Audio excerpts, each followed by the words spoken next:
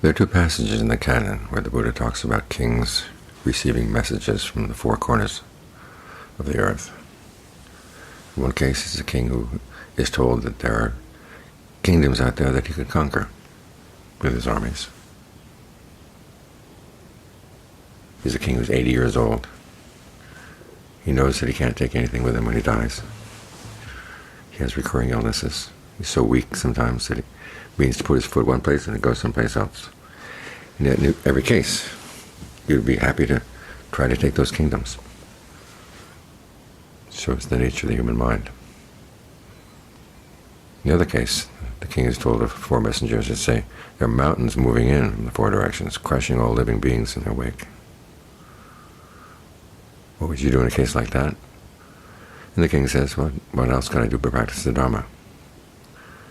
And Buddha then tells him, I tell you, there are aging, illness, and death are moving in, crushing all living beings in their wake. What are you going to do? And the king replies, what else can I do but practice the Dhamma?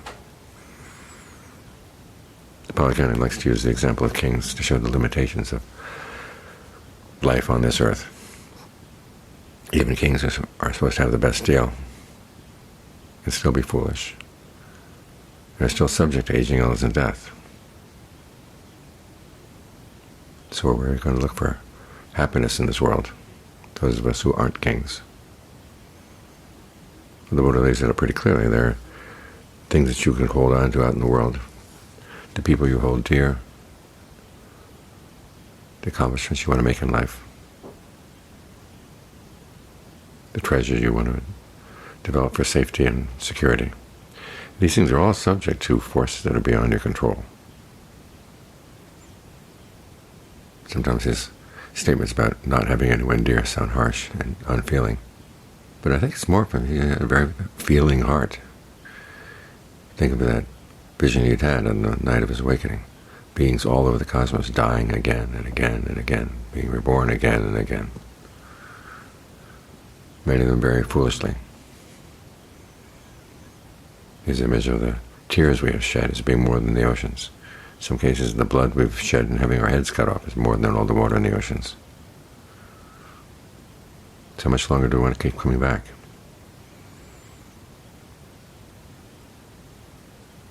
We may say that totally pure mind is beyond our ken right now. Well, one, don't sell yourself short. And two, remind yourself there are things that you can do, treasures that you can amass in the meantime, that are yours, that are within your power. Like the list of 7 treasures. Starts out with conviction. Conviction in the Buddha's awakening, that he really was able to put an end to suffering through his own efforts.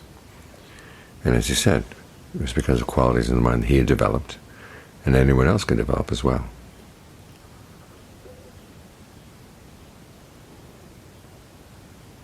Heedfulness, ardency, resolution.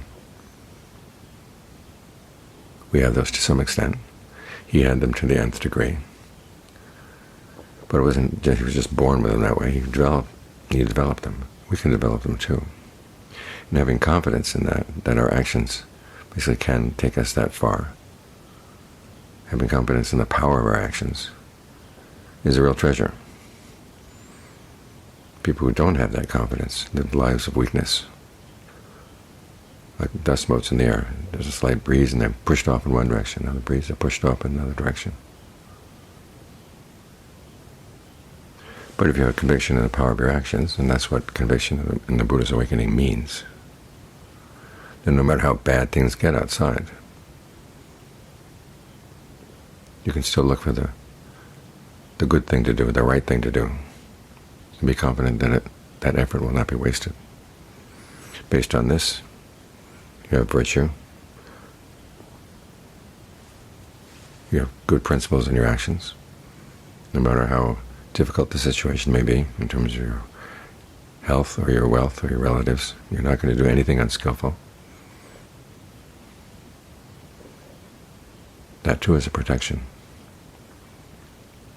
And it's supported by a sense of shame, the opposite of shamelessness.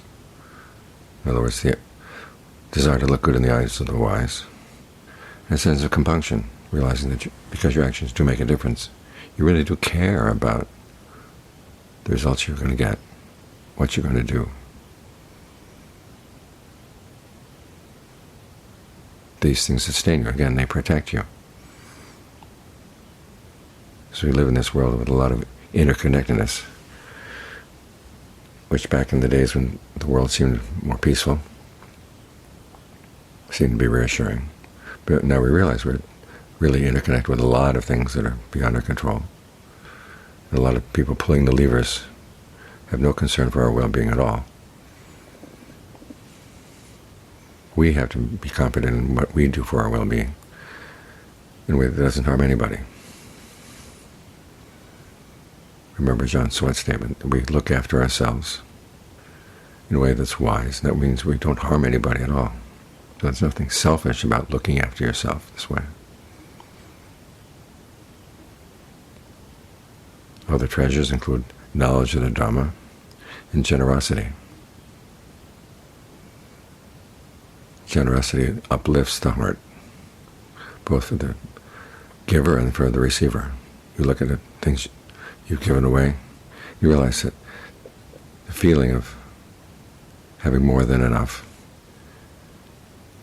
creates a lot more happiness inside, a lot deeper happiness than whatever pleasures you might have gotten out of what you gave away.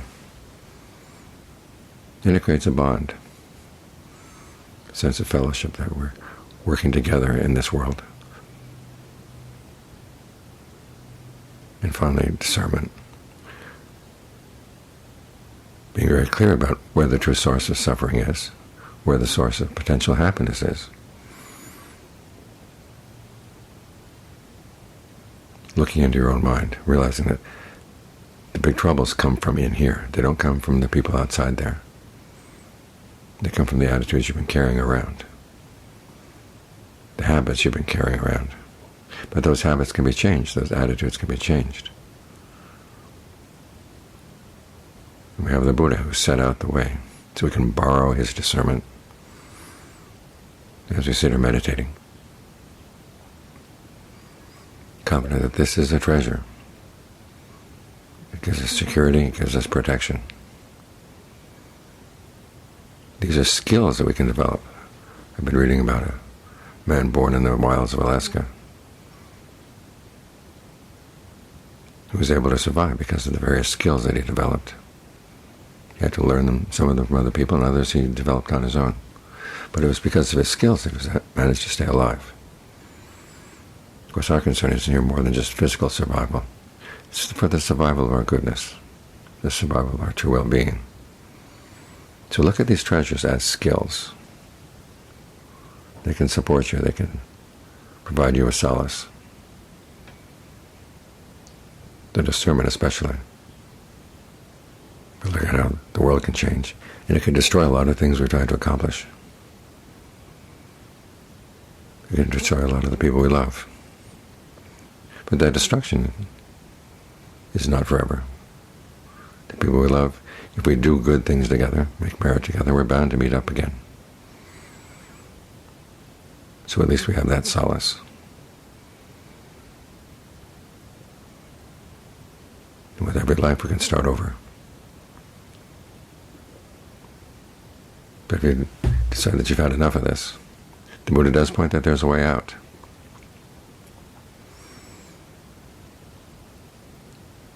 He gave us the gift of finding that way and then taking that way himself.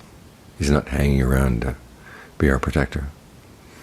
He left behind instructions. This is how you protect yourself. He showed by example that it is the truest happiness. If we follow his instructions, we can leave that gift behind for those we love, for all the people of the world. So the Buddha's injunction is to not hold anyone dear. It's not heartless. It's more a statement of how you can be truly good to the people you love, good to yourself, all at the same time.